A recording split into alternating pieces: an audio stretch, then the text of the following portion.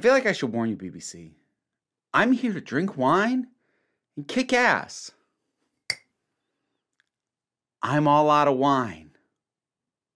Ooh. Okay, now I'm all out of wine.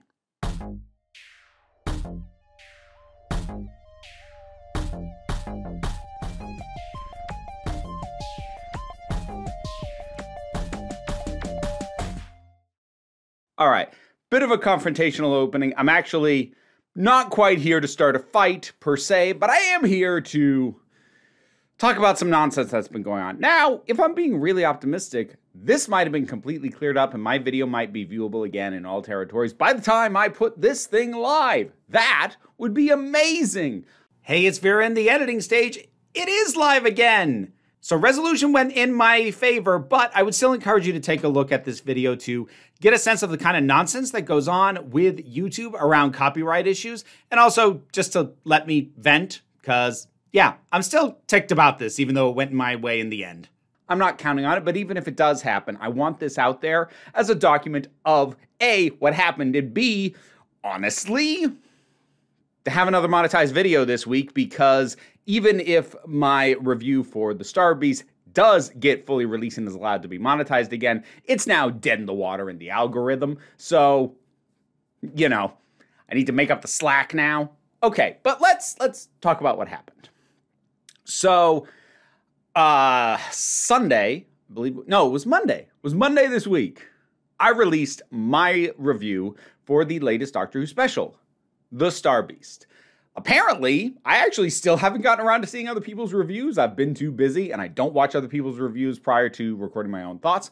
But apparently, according to my comments, mine was one of the more positive ones out there, or at least as far as what is getting a lot of traction. I suspect largely because the outrage merchants are losing their minds and they're very loud. But overall, I enjoyed it. And a little less than 24 hours after it went up, it was claimed by the BBC and blocked, initially in all territories. All right, let's talk about what happened here. Here's the first thing that I want to dissuade anybody from thinking, because when I did a short saying that it had been blocked, I saw a lot of people immediately jump to the conclusion that the reason it was blocked is because of my disclaimer that I put at the front of all my Doctor Who videos pointing out that the news arm of the BBC is transphobic. I'll put my usual pinned comment down below this, even though I'm not going to do my whole spiel on it, because if you don't know what that's about, I'm not going to fill you in here.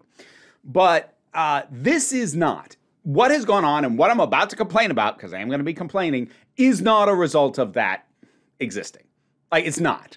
I do not believe that at all, for a multitude of reasons. The first being, I've had that thing up for over 2 years now, including on videos for newly released episodes. So, no, it's not that. Not to mention the fact that it was BBC Studios specifically and not BBC News or the overarching BBC organization that claimed it. I'll get into the specifics of the claim in a minute. Now, there's also something I have to correct from what I said as well. I initially, in my anger, said on Twitter that I was certain that this was a manual claim. Now, to clarify that for people who don't know, when stuff gets claimed on your video, there's two ways that happens. The most common way by far is copyright bots just flag it. And that is the one most prone to being wrong, because copyright bots are not human beings. And amongst other things, they don't account for fair use. That's the big problem with copyright bots. But usually, so like I use clips regularly in my Doctor Who videos. This is not true of all copyright holders, but what has held true for me with the BBC is so long as you use clips under 10 seconds in length, that seems to clear the copyright bots. Now, that's not an absolute, that's not like, oh, as long as it's under 10 seconds, nobody will bother you. No, it just has to do with how the BBC specifically has set up their parameters for the copyright bots to claim stuff. If it's under 10 seconds, they leave it alone, generally speaking. And that has worked for me for a very long time. And no, there were no clips in this episode over 10 seconds long. Again, I'll get to what they specifically claimed. But anyway, bots are the most common way your things get claimed. And when you first upload something, it goes through a check. You can actually put it live before the check is completed, but this video cleared check. It cleared the standard copyright bots, looking it over, everything was fine. I put it live, and it was performing very well. It actually was on track to be potentially my most successful video of the year. And this is a year that I had a video break 100,000 within a month of release, which has literally never happened before. So this was on pace to do really well. And then it was claimed. Now, I said there's two ways it gets claimed. The second way is a manual claim, meaning rather than a bot picking it up, somebody who either is the copyright holder or works for the company that holds the copyright saw it and specifically went, that is ours, and a person made a claim. Now, I stated on Twitter that I was very confident that that was what happened. I no longer believe that. I'm actually pretty positive that isn't what happened. The reason I felt that at the time, and I kind of rushed to that point, was because it had cleared the initial copyright bots. So if it cleared the bots, if it got claimed, it must have been manual, right? Not necessarily. Here's what I'm pretty positive happened. So the section that got claimed was a section showing the visuals, some of the visuals of the opening credits as I was praising them. And also, to be clear, whether something is fair use or not has nothing to do with whether or not it is a positive review. So the fact that while it is extra frustrating that I was largely praising, I had some nitpicks, but I was largely praising of the episode, is irrelevant to any copyright claim. So just understand that. That makes it more frustrating, but like, understand that's irrelevant. But anyway, they claimed that bit, but the thing was, they didn't claim it as coming from Starbeast. They claimed it as coming from The Giggle, which at time of recording and hopefully at time of release, assuming nothing throws my entire day off, that is an episode that has not yet been released. So they claimed that I used footage from an episode that's not out yet, and they did it on the credits. Here's what I'm pretty positive happened.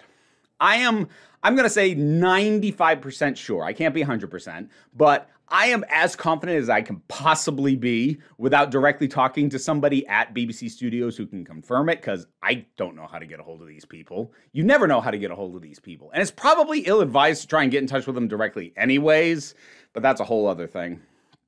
Regardless, I am 95% positive that what happened was the BBC fed The Giggle and possibly even Wild Blue Yonder into the copyright bots and said, hey, watch out for these, and if you see footage from these episodes that we haven't aired yet, block it.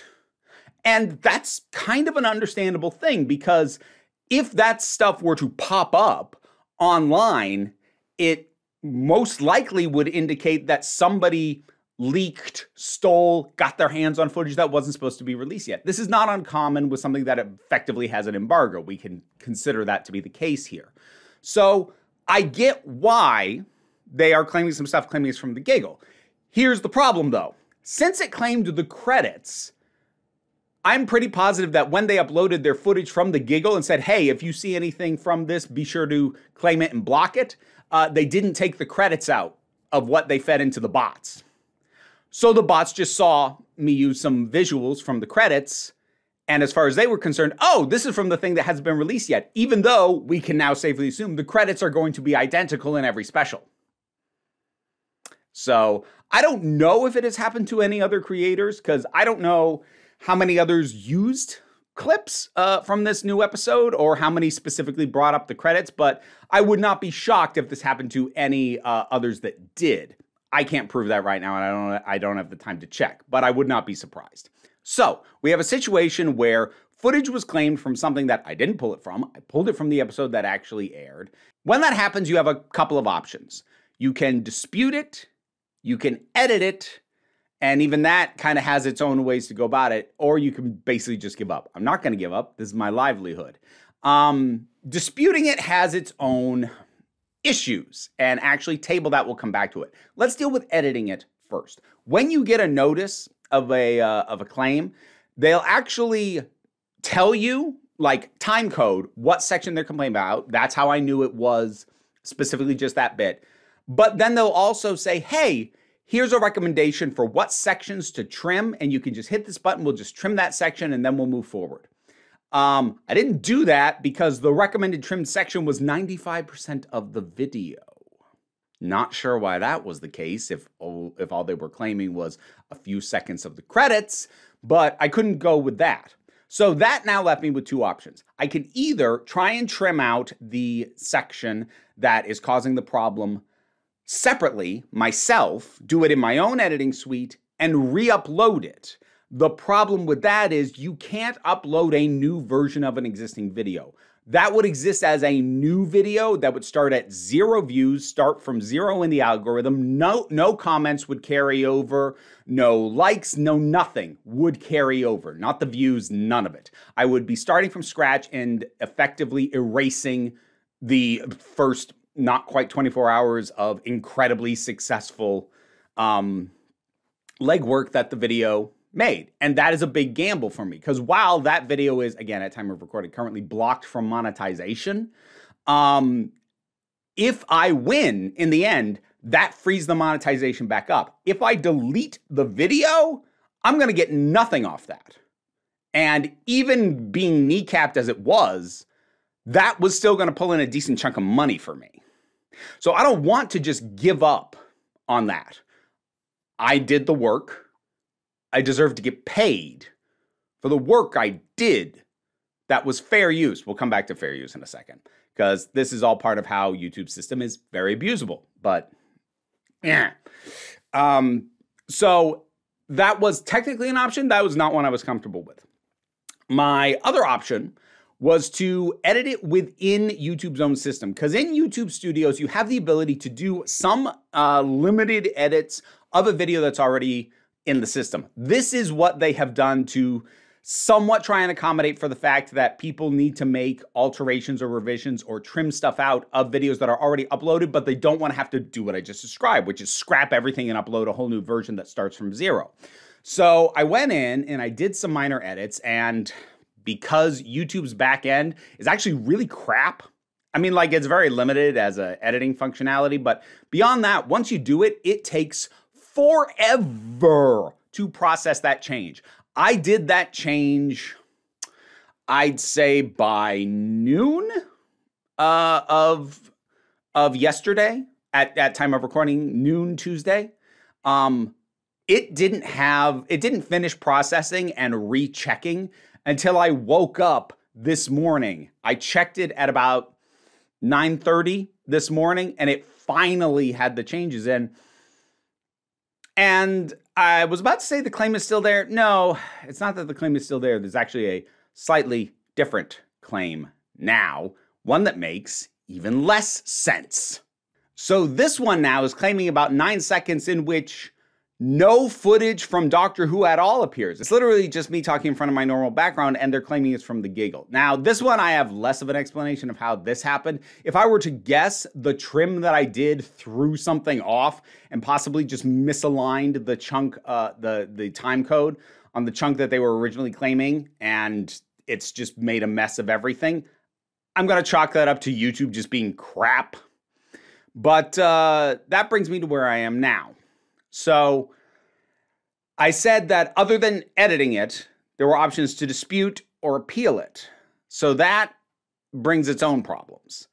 Normally, when you get this kind of thing, first step is to dispute, basically to say, hey, they're claiming this part of my video, and you have the opportunity to say whatever might be relevant, either that this is my stuff, it's not anybody else's, this is my original material, nobody has a right to claim it but me, or to make a claim for fair use. Now, again, something that came up a lot in the comments on the short that I put out about this, a lot of people going, well, isn't that against fair use? Yes. Honestly, even the 10-second thing that I mentioned, even if I use clips longer than 10 seconds and the BBC claimed it, that would also be against fair use because I am still doing it for the purpose of comment and critique. And so long as I am not uploading such a sufficient part of the episode that watching my review of it functions as a substitute for watching the movie, then it is fair use. The thing is, fair use is a defense after a claim has been made. It's not a shield. It's a defense after you've already been attacked. So fair use doesn't stop somebody from claiming your stuff wrongly, just wrongly. Like, this has been a thing on YouTube for a long time. Fair use is a defense that I can use to say why their claim is invalid, but fair use does not stop them from issuing the claim in the first place. And this is true of literally every single copyright holder. They all ignore fair use. Now, that's on initial claim. This is part of why I said the bots do the initial claim 95% of the time, and then you dispute it, and you can claim fair use, which normally I do, and the copyright holder then has 30 days to respond. And maybe they will respond quickly. Sometimes they do. Sometimes they surprise you and they release it right away, basically confirming that, oh, the bots just swept this up. They shouldn't have. Sorry, here you go. Now, it's still a problem regardless, because this, especially if part of the claim involves a block. Oh, that's the other thing that shifted. When I did the edit, it shifted so it wasn't blocked in all territories. It's now only blocked in some territories. I don't know exactly which ones. It appears to still be blocked in the UK, viewable in the US and Canada, I think, still blocked in Australia. It's all over the place. But anyways, especially when a claim includes not just a claim on your monetization or turning your monetization off, which they can do, but they're actually blocking the video, then even if they release the claim because you disputed it, you still hit a brick wall in terms of any momentum from the algorithm. So it's still a problem regardless, even though you can get it quote unquote undone. But as I said, it can take up to 30 days. And while some of them will surprise you and turn it around quickly, they don't have to. If they feel like being dicks, or if they're understaffed and don't have anybody dedicated to dealing with this problem, they can just sit on it for 30 days. And for 30 days, your video will remain blocked or otherwise restricted until they get it sorted. Now, technically, the video is now remonetized because of what I did. I didn't do a dispute. I did an appeal. I'll explain that difference in a minute. But like, it can take them up to 30 days before they start messing with you, before you know for certain that they are going to release it. And again, by and large, they do. It's very rare for me to lose a dispute. Incredibly rare. I didn't want to do a dispute. I didn't want even the possibility that this could be sitting in limbo for a month. So if you lose a dispute, you can then escalate to an appeal. And how they actually have it set up now, and I didn't even realize this because I haven't had a problem with claims in a while. If you feel that you have a really strong case, you can jump directly to an appeal and skip the dispute phase. Now, an appeal, they have to respond to within 7 days. But there is risk for the YouTuber who goes to the level of appeal. Because if I just disputed the claim and I lost, that just means that whatever nonsense they were pulling on that specific video will remain the case. If I appeal and I lose, that's a strike. That's a copyright strike on my channel, which at present I have none. But strikes are a much bigger problem because multiple strikes and your entire channel goes. So I have never escalated to the level of appeal before, even when I've been fully confident that I had every right to do what I did, that it was fair use, that whatever else. I've never escalated to the level of appeal because it hasn't been worth it to me before to risk a strike. And the other thing is you can take it one level higher, but if you want to fight a lost appeal, that means you have to be prepared to go to court. And I can't afford to go to court. And that's how these things generally operate. Unless you've got somebody backing you, like unless you've got connections with, a bigger organization, or you've just got a good war chest to deal with problems, almost no YouTubers take it that far. They just walk away and eat the loss because they can't afford to go up against these people. Ironically, there's a reason that things don't usually go that far anyway, because these companies, BBC, Disney, Warner Brothers, any of them, if it actually went to court and they lost, like it actually went through the full court process and they lost, that'd be really bad for them because it would establish a legal precedent and it would probably force some major changes going forward to how any of this is dealt with, and it would go against them because right now it's all heavily weighted in their favor. They hold most of the power. and they don't want to risk losing that. So they don't really want it to go to court either, but they can afford to go to court. I can't. But I did an appeal in this case anyway, partly out of spite and partly out of the absurdity that the specific section they claimed at this point was just me. You don't own my face, BBC. And if you're trying to claim that you do, I want a damn residual check.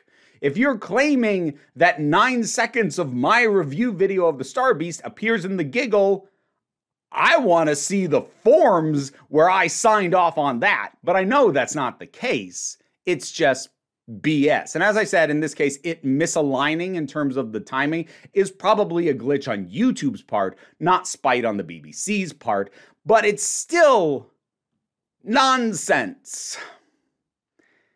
This is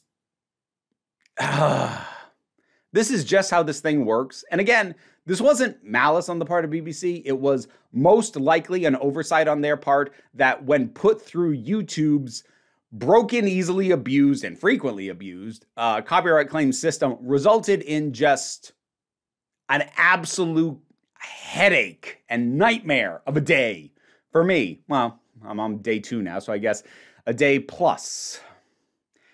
As I said, I've done an appeal, and if between when I shoot this and I edit it, I get a response back on that, I'll tack it on here, but one of two things is going to happen at this point. Either the BBC realizes that it messed up, or that YouTube messed up on their behalf, I suppose would be more accurate, and they just let the whole thing go, and the video goes back to normal. It's still a problem for me, as I said, because all momentum is gone in the algorithm. Or they continue to try to claim this, and I get a strike on my channel, and I can't afford to keep fighting it.